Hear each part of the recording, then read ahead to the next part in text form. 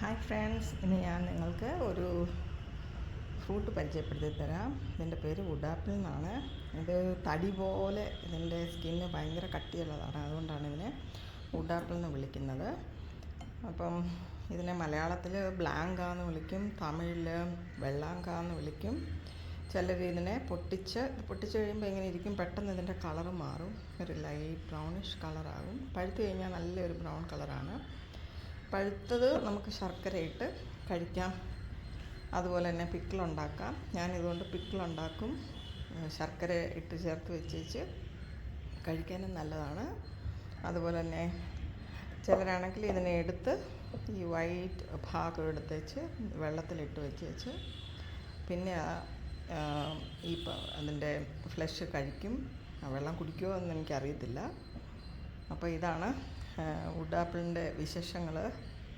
അപ്പോൾ ഇനി ഇതിൻ്റെ മരം ഒന്ന് നമുക്ക് പോയി നോക്കാം.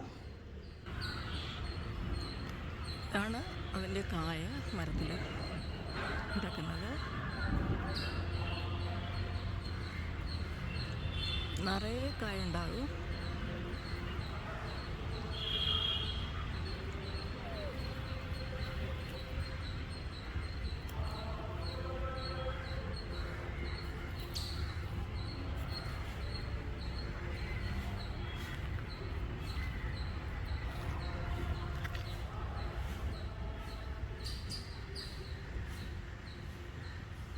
മരം കാണാൻ നല്ല ഭംഗിയാണ്.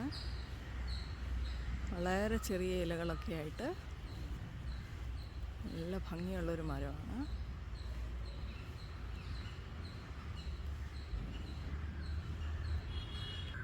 വിളഞ്ഞു കഴിഞ്ഞാൽ ഇതുപോലെ താഴെ വീണ് കിടക്കും, നമുക്കെടുക്കാം.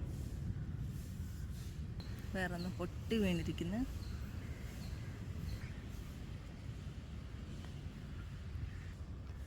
നിന്ന് ഇതിൻ്റെ ഒരു വ്യൂ കാണാം. നല്ല ഭംഗിയുള്ളൊരു മരമാണ്. ഇതിൻ്റെ ഇലകളൊക്കെ വളരെ ചെറുതാണ്. അപ്പോൾ വീടിനും ഒരു നല്ല ഭംഗി കൊടുക്കുന്നുണ്ട്.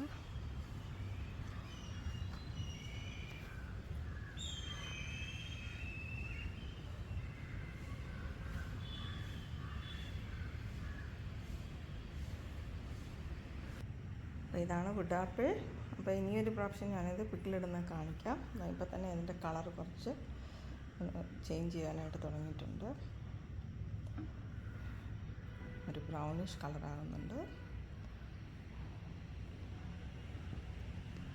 സോ ഇനി വേറൊരു വീഡിയോയിൽ കാണാം. Thank you for watching.